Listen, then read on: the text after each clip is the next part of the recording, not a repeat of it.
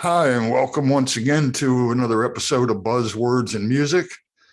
Today, I am really privileged to have as my guest guitarist, composer, um, man of many hats, but Mike Miller, who has been the guitarist for not only himself and his new album that we'll get into, but he's played with Chick Corea, Boss Skaggs, Queen Latifa, Bette Midler.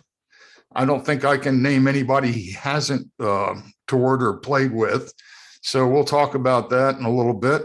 But first of all, welcome to the show, Mike. Thanks, Buzz. Nice to be here. Thanks for having me on. And where are you at currently? In LA? I'm in Los Angeles, and Okay. It's raining. It's so nice, man. I thought we were. Oh, that doesn't happen, does it? Like 6 times a year. Yeah, I was going to say somebody wrote a song about not raining there or something. It's coming down, and I'm loving it. Well, we have a nice sunny day here in Atlanta, so. But it's we're not here to talk about the weather. We're here to talk about you. And yeah, I got to tell you, this morning I was listening to your new record, Trust, and was really knocked out by it on a lot of different levels. Thank you. We were talking earlier, with so many albums, you can typically tell who the leader of the session was. If you don't know anything about the album, you're listening and you go, oh, that's a horn player's record, or that's a bass player's record. And I never got quite that sense that, okay, this is a guitar album, because it's not just a collection of songs. I think we used the term earlier, it's more compositional. There's threads that run through everything, but the music itself isn't just a showcase for everybody's playing. That was what I was aiming at. So I'm glad you said that, because I've played a lot of different kinds of music in my life, and the format where you start off with the weird vamp, and then you play the oddball head, and then you go completely crazy, and then you play the oddball head and you go out with the weird vamp. Right. And do the same thing the next song. That just hasn't done it for me for a long time. And the music I admire has that kind of developmental, when the whole band moves, Yes. There's the parade of soloists approach, and then there's the thing that really, the ensemble approach. when the whole ensemble moves, that's really moving. That's really great. And that's the main thing I was picking up on this. It's like, yes, you have incredible musicians on the record. Oh yeah. And we'll get into some of those. And yes, they do take solos, but the music develops underneath their solo. It's not just here's a bed for you to show off. It's like, here's a bed for you to interact with. Well, I love the idea that there's structure. Yes. There's structure you can operate in, that it's not, like you said, and it's not just a bed to go, work, show the stuff you've been working on. Yeah. Yeah. But, that the composition is really the focus, and I love that approach of what really drew me into playing music in the first place was songs. And so as things went on and I went through phases of what I needed to work on, it became really important about okay, this song I'm going to play, what's it about? What is the mood of this thing? How can I make this song even more of what it is, and put my own, like I said, the stuff I've been working on all week, put that aside, and what's really appropriate for this song. And I love that the musicians that I admire who do that, and they keep it in, that their own playing is kind of secondary. It's kind of secondary. Yeah. It's great if you can use it, but don't be cramming your speed metal stuff right. in a country western song. Yes. because you're going to ruin the song. You'll never get called again. And it just doesn't really work. It's not a good idea. Well, and you've obviously been a musical chameleon your entire life, because just looking at the different people you've played with, I mentioned Chick Corea, and then there's Queen Latifah. I love variety. I always have. I've always like when I put stuff on to listen to at home, it's like, Hendrix and Patsy Cline and Prokofiev and and it's just, I love the variety. It's just like the common theme it has is it's music. I'm not that it's either good or bad. I don't go with that thing.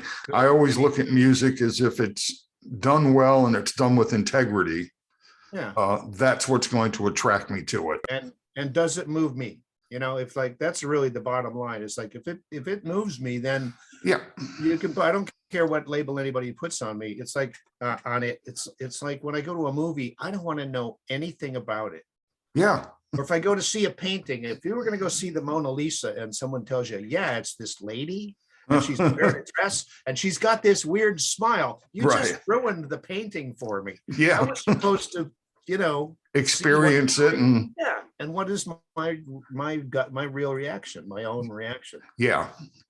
Well, and that's, with your record, since I've only gone through the one listening so far, the first listening, I always see, how does this music just affect me? How I'm not looking at analyzing things. I just want that emotional impact from it. The analyzation part comes later. It's like, okay, man, I really like that song. What is he doing there that makes this so unique? Right. That's great. Yeah, I think it's like really, songs is what drew me into playing in the first place. So the idea that like in the last 8 years or so, I've been working with Boss Skaggs, who I already had all his music in my computer before I got there. It was like I didn't really have to, there was some fine tuning and some parts to learn, but the idea of now that it's about a very sonically based gig. It's like I've done things where it's all about nailing the line, playing the Zappa music, right? Yeah, alumni groups, or Chick would have these figures and these strange, tonal tunnels you had to find your way through. And I love that too. But the idea of going back to the songs is really, it's great because it's all about sonically. What guitar was played on this?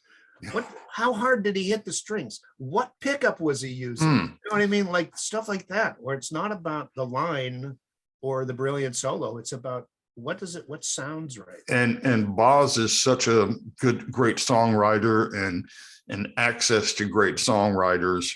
I always liked he and Bobby Caldwell's collaborations on different songs. Yeah, that Heart of Mine song. Beautiful. I worked with Bobby a little bit, and it was, I loved that music. Yeah, I met Boz.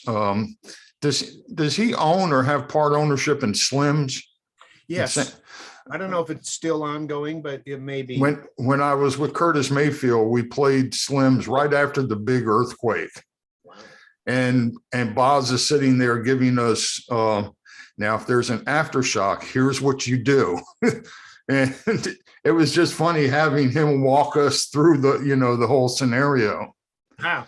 When I was working with Bette Midler, Boz's brother, Mark, was the guitar tech. And he looks just like him, you know what I mean? And so it'd be weird. You'd be finishing this song and handing it off, and it looks like Boz Skaggs is handing you this banjo to play, and that was a good link to help me, into the working for Boz. Yeah. The Midler music was really funny. I mean, all the hits are ballads, so there wasn't a lot of like fiery playing to be done in those songs.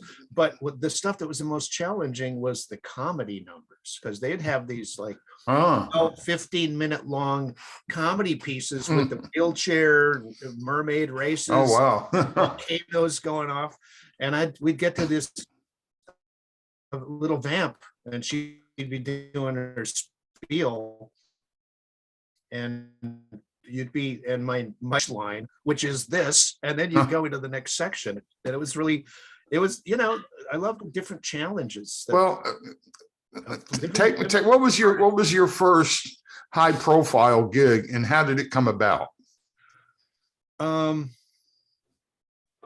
I was born in South Dakota, and it became very apparent that if you really wanted to try to do this music thing, the first thing you had to do is get out of South Dakota And go to North Dakota.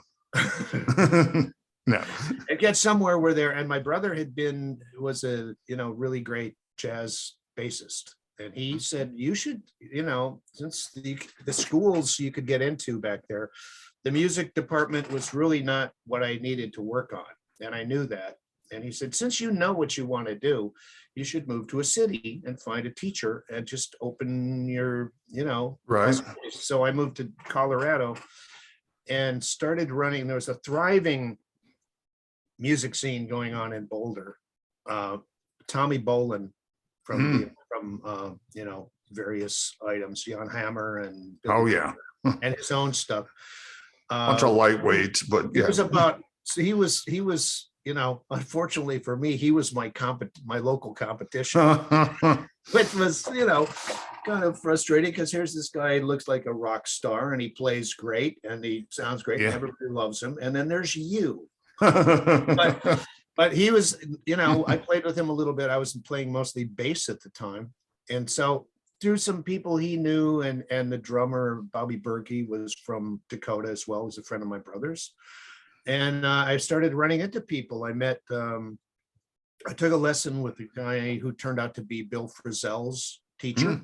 Yeah. And Bill and I met in the waiting room and exchanged numbers. And we used to get together and play for, you'd sit down and start playing a song and start chasing each other around in the song, Right. go to other songs, and look up, and like 5 hours had gone by. Wow. We would just go in and just, bounce off things.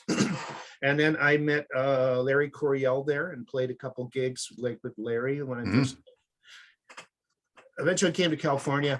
The first tour I did was a guy named Sean Phillips. Yeah. Was on A&M. I actually got the referral because Robin Ford, who was moving to Boulder as I was moving to California, we met, and he came to something I was playing, and we hung out and played, and he said, hey, you're going to California, call my friend Max Bennett, who was the bass player for, Joni Mitchell and Tom Scott and the LA Express, Harrison later, and all that, just all kind of stuff. And I auditioned for LA Express, and Max, there was nothing going on at the moment, and Max sent me over to an audition for this guy, Sean Phillips. Got it. And suddenly I'm like, I thought, well, I'm making more money than I've ever made before. I guess it's going to be smooth sailing from now on. And, promptly didn't save any money. But that was the first time I ever did like a national tour with a major established artist. Yeah. And then later, through the keyboard player with Sean, I ended up getting to play with a group called Brand X. That was Phil Collins's fusion, or prog rock instrumental band. And we toured Europe and toured the US for that lasted about 7 months. The guitar player was incapacitated to play for a while, and I was able to go in and play this music, and it was just great, for about 8 months. And then other things started coming up shortly after that. I did a couple auditions for Gino through my friend Mark Cranny, who was also a Dakota guy, great drummer, who worked with Jean-Luc Ponty for many years, and he did Brother to Brother. And I did a few auditions and eventually got hired by Gino. Just so people know, we're talking about Gino Vanelli. Gino Vanelli, and was able to work with Gino and his brother Joe for about 11 years. Wow. Didn't play any live gigs for 10 years or something. Frustrating, but I learned a lot from playing with these guys. Yeah, I bet. You especially I would think some of your your ideas compositionally could have grown out of some of that. Yeah, well, Gina was a great, he had there's some ballads that we did that are just drop dead gorgeous, Yeah. really, really gorgeous. And then some very driving, aggressive stuff. So it was a learning experience all around about control. Like, how do I, rein in my bull in a china shop fancies and focus, and like I was saying about what does this song need? What's really going to work in this song? Like, if range wise, where I play it, that's what you did 5 times ago, Mike. After a while, I did. Yeah. It was a great period. Well, that's one of the things that makes you a great studio call, because you fit with the music and not try to fit yourself into the music. I try to like think about like what's appropriate for this. Yeah, you kind of have to surrender to what you're working with. Yeah, and it's a different kind of a challenge. It's like, I don't really think of it as like leaving something behind, but as much as like a challenge of why. I used to think about it in like, okay, country western music. It's like, even types of music I wasn't really crazy about at the time, like that kind of. I would listen to these country things and think, I try all this stuff and it doesn't seem to work. Why does it sound so good when you go boom, ticka, boom, ticka, boom, ticka, boom? Because it does. Yeah. You know what I mean? It's so apparent that Yeah. you can bluff yourself all you want, but that works. And Yeah. And I used to try to figure out why. Why does that work? Because it does. And learn kind of styles. Learn kind of.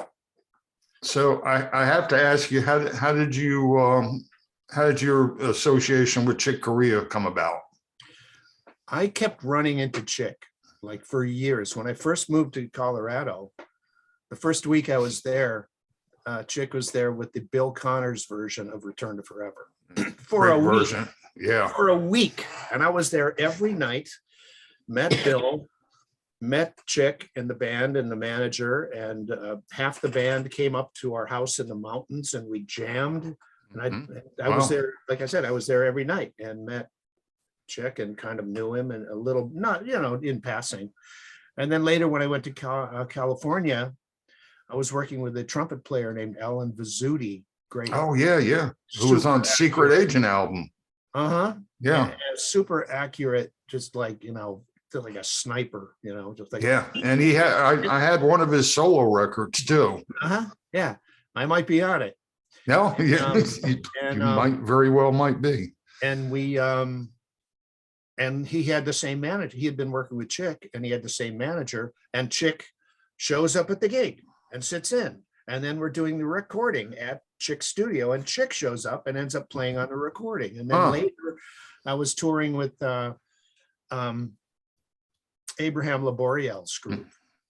Queen Latifa in Europe somewhere, and who's opening the show? It's Chick with the acoustic trio. Oh, wow. And I just kept running into him. Yeah. And I would drop the hints, and auditioned for the first electric band, and came in second, which is like, if you have that and a nickel, you could get a cup of coffee. Yeah, maybe. It's no consolation. Yeah. And then that they were very successful and went, kicked ass. And then at some point it came back around that he was looking for a guitar player, and I auditioned and ended up getting it. Yeah, that's what Paint the World. Yeah, Paint the World, and we played all over the world for a few years. Yeah, it's great. But like your experience with Chick of like, what do I play for this guy? I had that in spades because I'd been listening to that music since I was living at home. Yeah. And you're up there and you're playing this song and you're trading fours, and here comes that guy with a keyboard exactly. And a weird grin, and like, oh my God, it's like being Mike Tyson's sparring partner or something. Yeah, you're going to get beat, but you're going to take the beating anyway. Yeah, and you're going to learn. You're going to learn from it. Yeah. We used the band I was in back in the. Endurance. Sorry. Nothing. Oh, you have some weird connection happening every now and then. Oh, okay. No worries. Don't. It's just probably typical internet stuff. But yeah, I had a band back in the 70s that I was in, and we wrote to Chick's management, and told them we were kind of in line with that kind of music, and that we were into Scientology. That was our hook to kind of get in. Did it work? And yes, we got to. We didn't get to play or anything, but when they did come to I was in Virginia at the time. We were invited to all the shows, got to hang out with Chick, and I met him on a few other occasions. I met him during the Romantic Warrior tour, where he was not very happy with the band. And at the time, he wanted something different. He was a moving target. He was constantly. Oh, look at you look at the stuff that guy put out. I mean, yes. He'd go tour with. I saw this kind of like up close at one point. We were out, and he was like, he had just finished doing a Gary Burton and himself duo tour, and we were out, and he was like, had mentioned to the engineer that I'd like to do like a kind of a string octet album. Yeah. And 6 months later, it was. That's what he's doing. He was doing that, and then he would go. We would be out on the road, and he would fly off to do some solo concert, come back in, and then Bobby McFerrin, Yo-Yo, right? Yeah, name it. Just like a waterfall. Yeah, because at that time he was telling me, I really want to get a band, and I want some horns, and I write all these beautiful lines for Stanley, and nobody can hear them, and then he was describing Music Magic, and that's the band he put together with Joe Farrell, and then Gail Moran was in that, and Jerry Brown. So yeah, he was a moving target. That's the best way to. He loved all kinds of music. Some of Yeah. the stuff is very lyrical, like the the Legs of Feather album, and then there'd be very angular things. Like I remember one time there was kind of a joke going around the bus about some interviewer heard ask him. He's talking about all this music he'd done, and the interview is. Why Circle? Remember Circle? Yeah, with like Anthony Braxton, right, and really out and angular, and it's because he's got a lot of sides. Yeah, he's actually interested. He's not trying to pull a fast one, right?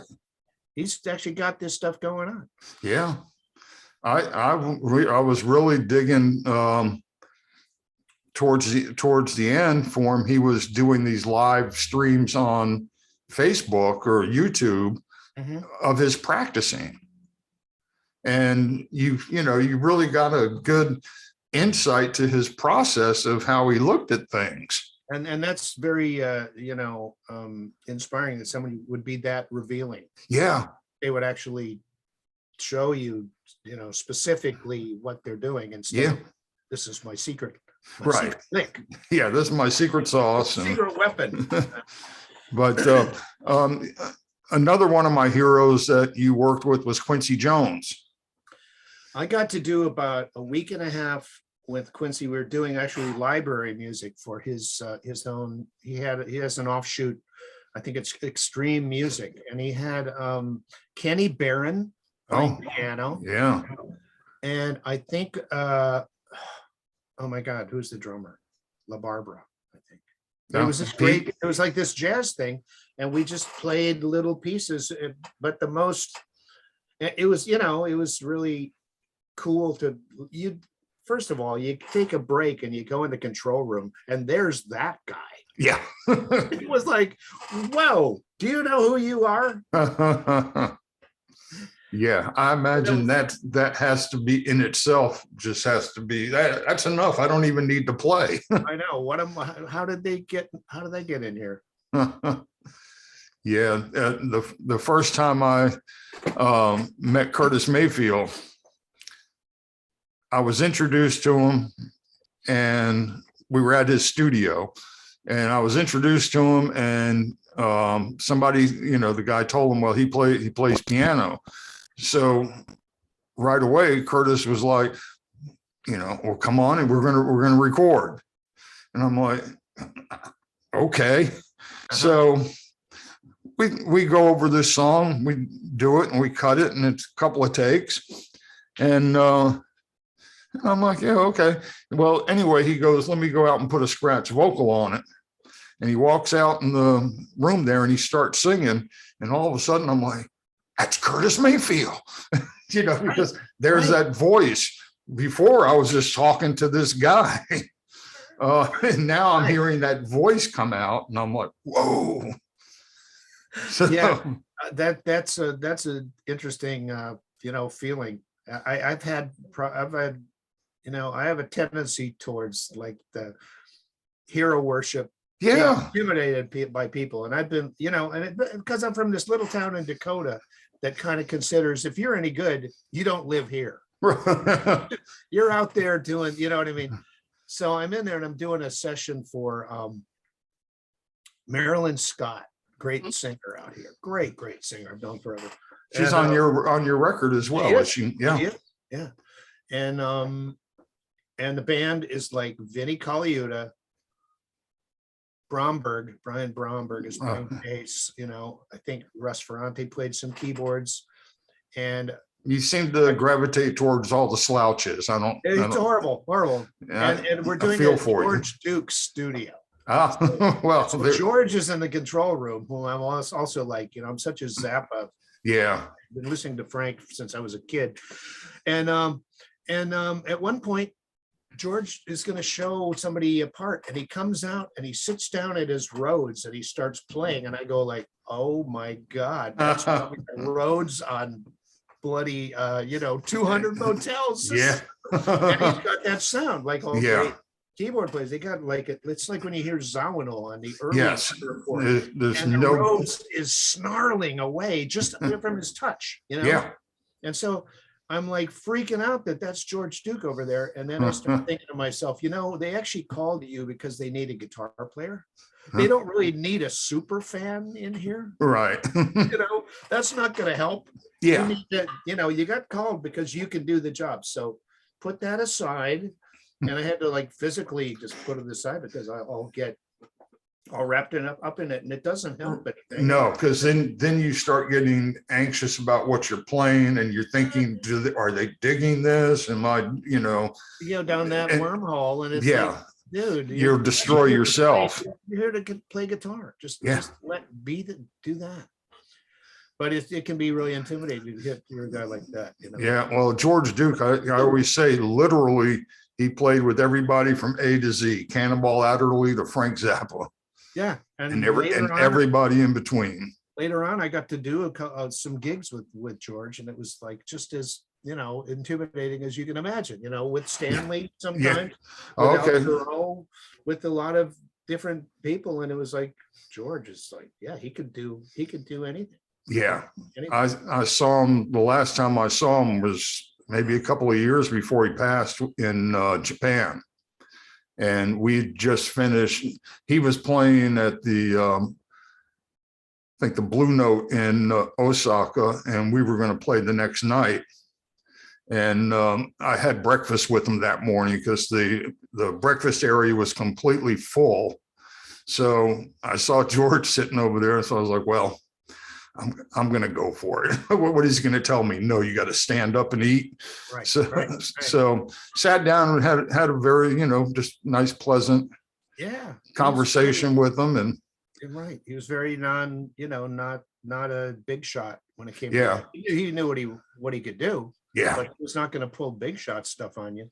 Yeah. And I originally met him. I was auditioning for he had a group with Alfonso Johnson. Mm-hmm. Yeah, the Billy Cobb was at the Billy Cobb and George Duke, and then there might have been I think that was George Duke, and later met Schofield, who was playing with that group, and it was just like like a chameleon, a real not even a chameleon. He just knew what to do. Yeah, George was just he was one of my all-time favorites because he played, he produced. There wasn't anything in music that he didn't do. Sang like a bird. Oh yeah, yeah. Those solo records like Feel. Mm-hmm. Oh yeah. Oh my God, just gorgeous, Like the harmonies on Someday. Mhm. Just really, really very musical. And yeah. And it always blows my mind that somebody can be so comfortable, completely comfortable in all these different worlds, Yeah. I remember one time a great lesson with Chick is that he was, we'd be doing this stuff live and he would do a little piano improv into this song that was in F. And the improvs were completely different every night. I mean, one night it'd be like Debussy, and the next night it would be like, Bella Bartok pissed off with a hangover, it was just completely different. And so I asked him, like, where do you get this completely different thing every night? And he said, well, sometimes I just put my hands down on the keyboard without looking and go from there. Thought, holy camole. I mean, that you're that comfortable in the harmonic world that you can just take whatever you happen to go to and you can work from there. Yeah. It was like revealing some golden secret, Yeah. That only he's going to get anyway. That you can only do with, if you have that. If another great lesson was that he had an attitude about, if you have a weak spot in your playing, don't avoid it, attack it, but go straight for it, and you can actually do something about it. Otherwise, if you go the other way and avoid it, you're going to be avoiding that for the rest of your life. Yeah. It was really a great lesson because he pushed himself he pushed the band hard, but he pushed himself way harder than us. Just you might be able to answer a question I've always had. How are count-offs done in his bands? Because when I saw them do like the No Mystery tour back in the day, there was never a count-off. It was just they looked and then everybody dum dum dum dum dum, just perfectly. And it's like, how did they do that? Wow, that's a good question. I don't know. I didn't know if he applied that to, all his bands or I not. don't remember. I know that some of the things Gary Novak would count off because he had very solid idea about where the time was. But Chick, a lot of times Chick would just start playing. Right. Just start playing and you would know, okay, here we go. There's the downbeat, you would just go in with him.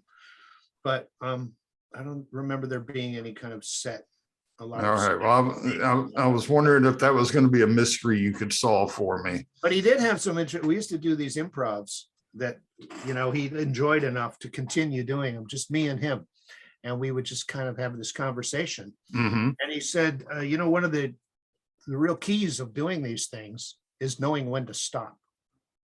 It's cool. Because you'd have these great exchanges. And here's this gem of a moment. And that's when you're supposed to stop. Yeah. You know what I mean? And if you keep going, it turns into this kind of meander, maybe a meander or get loose. He had a very keen sense of composition in his improvisation. Which is spontaneous composition anyway. Right. Yeah. So on your record, tell people some of the artists that you have riding shotgun with you, so to speak. I've got Gary Novak and Jimmy Earl, who were the rhythm section when I was working with Chick. And Jeff Babco is playing keyboards on those tunes. I've been playing for many years with Jimmy Johnson and Chad Wackerman. They're on a couple tunes. I did some things at home that I ended up my brother Terry Miller up in the Bay Area is playing on a few songs. and Tom Breckline was playing on some things, and Yeah, Gary had drummer. some more drum. Yeah. Tom was from my old Alva Sudi.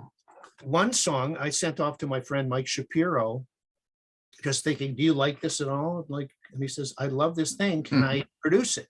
And so I said, of course. So he came back a month later with this gorgeous track that he had put together in the Philippines, and he'd got his friends, his team of Philippines musicians to play on it, keys, and he put keys and all these vocals, and he got Ayrton to play on it. Yeah.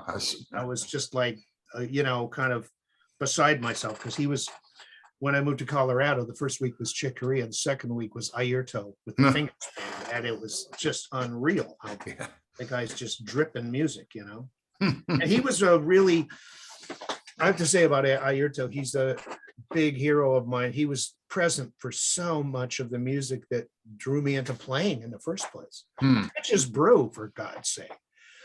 Miles Davis, Bitches Brew, the first Return to Forever album, the first Weather Report album, the John McLaughlin album, My Goals Beyond. Oh, yeah. Playing all that great guitar stuff.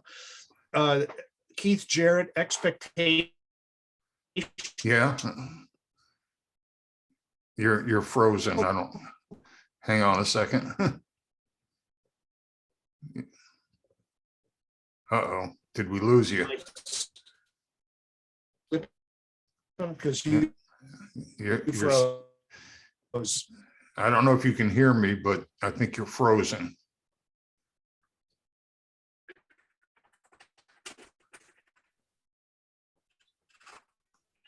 Snap out of it. You're, You lost me completely. Yes, I heard what. Stable. Oh, you're gone. Come back.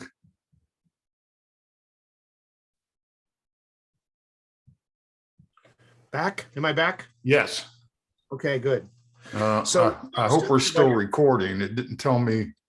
It looks like it's recording here. Okay, good. So I was talking about Ayrton and like Bitches Brew, first Weather Report, first Return to Forever, Keith Jarrett, My Goals Beyond with Lachlan, Keith Jarrett, Expectations, all this stuff that drew me in. Like he was there, so to have him playing on the record is just a huge honor. Yeah. And then Jimmy Haslip, who actually was totally, responsible for this album even happening with Blue Canoe Records. He shepherded this into existence. He's playing on it too. My old friends Walt Fowler and Brandon Fields are playing horns, trumpet, and saxophone on basically just about everything on the album. Scott Kinsey is playing a little bit of keyboards. I love Scott's music. And I think I mentioned pretty much everybody else. Yeah. You've got an all-star lineup. It's great. It's really a great, amazing group of players. Have you had previous solo albums? I put out some albums on my own years ago. We had a trio. We were working at what became Musicians Institute. And Ralph Humphrey from early Zappa, Hot Rats, and great stuff. Frank and Jim Lacefield and I had a class, and they were going to do a label. They were going to start a label, and they had the record plant truck there, and we recorded a couple days. And then they changed their mind about doing the label, and we had the masters, and we put that out. That's a group called the Outside Men. You can find it, but there was no label. And then I put a couple solo things in the next few years, one called Save the Moon, and another one called A World Goes Round. So I put some things out. Those are my things with my own compositions on it. Right. So this is like your first label kind of. This is the first one that don't have in the back of my car as much. It's really nice, and it wouldn't have happened without Jimmy Haslip. So I'm very. Yeah, I know he and Joseph Moore have been working together quite a bit. I don't know if you know Joseph or not. Oh, did I lose you again?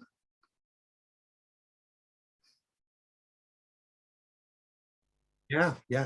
They, We're going to be playing with you, Buzz. Meet him then, face to face. you were Here we go again. frozen. You were frozen there for a while. Man. We talked about. I was talking about Joseph Moore. I hope to meet him. We're going to play with Boz Skaggs up in Vegas where he lives, and I hope to meet him face to face. I'll be, yeah, great, great guy. Just, yeah, online. Yeah, yeah. He and I worked together for years when he was living here in Atlanta, and then I was probably one of the first half a dozen records that he put out.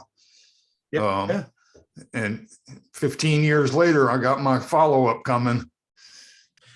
Well, it's great. He's doing a great service, and it's Yeah. great that he's knows enough about the business to make this happen and push forward. And for me, a lot of it is just to get these songs out of my head, because some of them have been bouncing around my head for 10 years. Yeah. And since we've recorded them, they're not there anymore, which is I'm hoping that moment. I'm hoping that moment happens with me, because they've been living up here for 15 years. Now they're finally, getting together. So, right. I might even have room up there for a new ID. Yeah, exactly. So, do you have any kind of advice for anybody that's trying to break into showbiz? No, in terms of like lining up tours and that stuff. I think I don't know. I haven't. I don't feel that I'm really in touch with that side of things. I think for me, I still feel like the most important thing for me is to find something I love about playing music, because the disappointments in show business can be so devastating that you have to find something you really love about it, or you'll quit. I've seen it a million times around me, and it's like, I want to have something. It's always been such a high point for my experience in my life that I don't want to spoil it. And like, here's this thing that's been very good to you. Yes. Don't take it for granted. Right. No, I agree with you there, because there's very few people that are capable of doing what you do, or in some aspects of what I do, and think, it truly is a gift, and you have to treat it like that. And you think about how many people actually can do this for a living, and it's like my friend Jimmy Johnson said, there's probably less than 5,000 people in the whole country. The numbers dwindle. And so, if you're doing it at all, you're doing a good job. Yeah. As far as touring stuff, I think you have to start where you are, and and it can be frustrating. I've never really made my money there, the way I make a living there. Right. I would love to do some touring. I need to show up. I know I need to show up to promote this thing and to play the music, because people, once you show up, actually people enjoy it. I keep saying that at some point, Joseph needs to have like a Blue Canoe All-Stars tour, where a lot of the artists can get together and do each other's music. And yeah, you could put together about 5 killer bands out of, or more than that. Yeah, it's such a wide range of music on the label. Absolutely. Yeah. What's one of your craziest road stories? I know we all have them, and I know putting you on the spot about it could be. No, it's I'm going through my memory bank. Yes, because I had a great moment with Chick.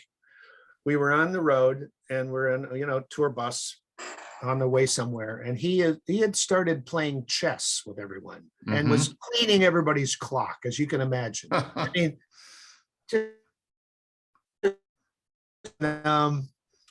so it was my turn, and I played some as a kid, but we start playing, and he's killing me. He's taking all my main pieces. You know, I'm left with like a knight and the king and some pawns or something, and he's just moving in for the kill, and in a very short amount of time. And I looked at the board, and I went, "Oh my God, he overlooked something. He's killing me so badly."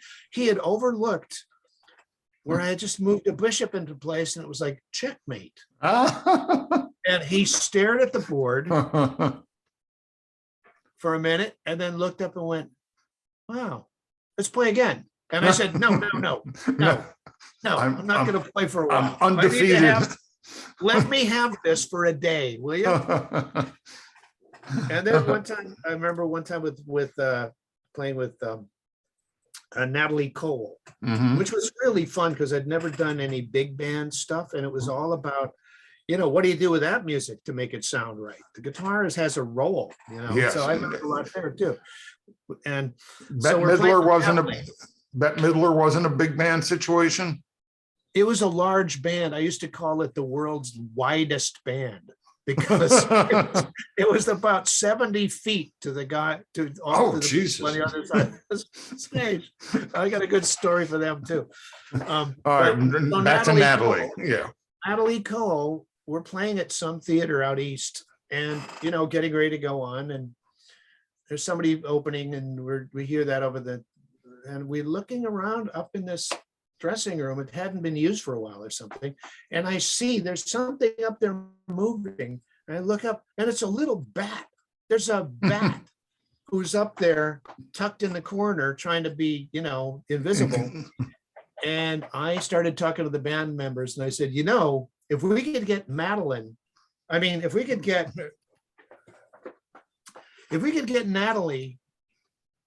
to take that bat out on stage and bite its head off, we can open her up. We can open up a whole new audience. Absolutely. Natalie Cole's music, which didn't go anywhere, got no traction. Oh, zero. wow. Then, of course, the Bette Midler story. There was this hilarious guitar tech. It's a kind of a long story, but it's a good one. Yeah. Okay. We like good stories. One of the horn players, there were 4 horn players, and very elaborate. That show was like a traveling circus. It was like dancing and gigantic props and 17 gorgeous dancer girls, and just like, so one of the horn players was doing the opening number, and he would hand his sax off and be handed a clarinet to finish the piece. And he was kind of, on the roadies, he was like, be careful with this saxophone. It's very expensive. And they're like, we're pros. We know about that. We know that. And he did it a few times, which started annoyed them a little bit. And so the guy who did it, who does the handing off, showed up a few days later with limping a bit. Hey, you okay? He says, well, I hurt my leg. I don't know what it is, And then a few more days go by, and he shows up, and he's got like like an elastic bandage on his knee.